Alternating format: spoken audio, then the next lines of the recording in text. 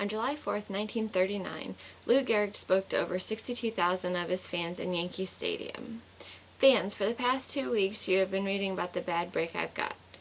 Yet today I consider myself the luckiest man on the face of this earth. The purpose of my speech is to inform the audience about Lou Gehrig, a famous baseball player who was unexpectedly diagnosed with a life-threatening disease. Gehrig was diagnosed with ALS, which is known as amyotrophic lateral sclerosis disease, which is often called Lou Gehrig's disease. This disease affects the muscles so they no longer function.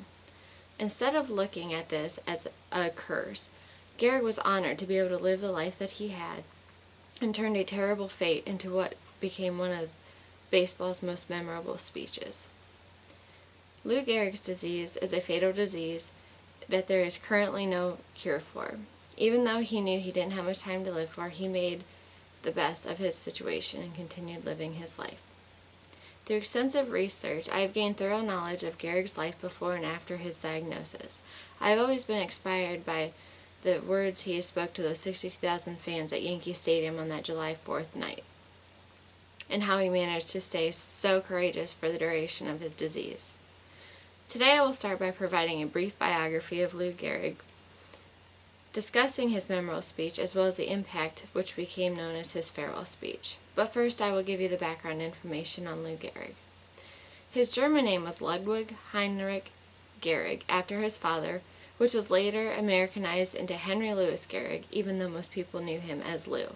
Lou was born on June 19, 1903 in New York City, New York. It was discovered at an early age in school that Gehrig was an excellent athlete and exceptionally talented at football and baseball.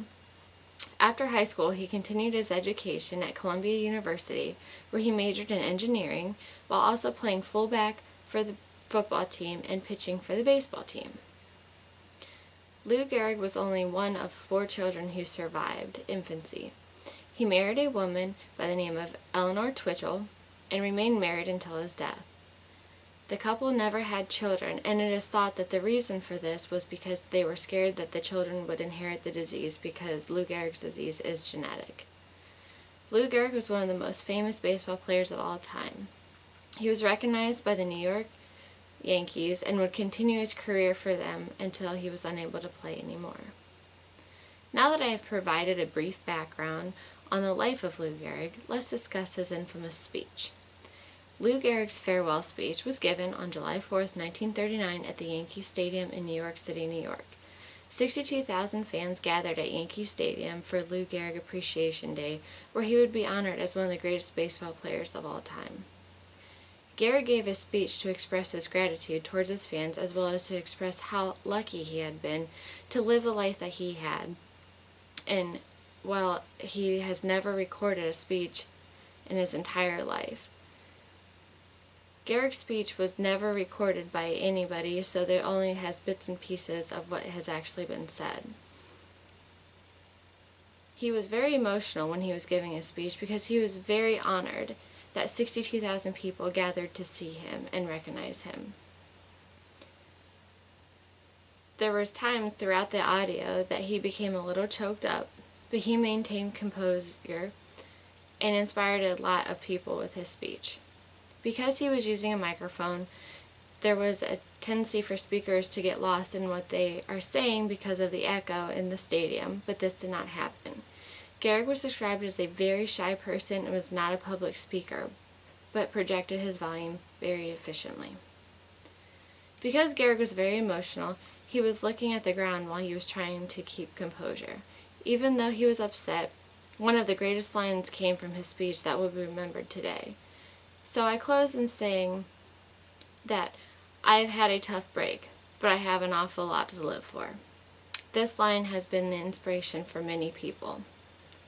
Now that I've discussed points of Gehrig's famous speech, let's talk about the impact his life had on society. As a result of Lou Gehrig's speech, many people have been inspired by his gratefulness and his optimism. Most people that would have gotten diagnosed with a fatal disease would have given up and been upset and angry that they weren't going to make it. Gehrig looked at it that he had been presented with and was grateful to live his life he had. He agreed the things he had been able to experience were worth living for, and even though things he had been able to experience were worth living, and he was going to deal with the hand that he was dealt. Even though he was only given 3 years to live, he was still remaining optimistic. The disease ended up taking his life on June 2nd, 1941.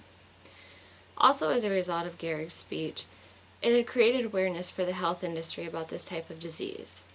Research is continuing to be conducted to find a cure for ALS, and so far has been unsuccessful. However, if a famous player had never brought it to attention of millions of people, there may have never been any awareness that this disease even existed. So once again, the purpose of my speech was to inform you about Lou Gehrig, a famous baseball player who was diagnosed with the fatal disease. Today I've provided you a brief biography of Lou Gehrig's life, his famous farewell speech, and the impact that it had on others. On a final note, even though ALS is also called Lou Gehrig's disease, he was not the first person to have the disease. He was just the first person to bring it to recognition to it by giving his infamous speech. Thank you.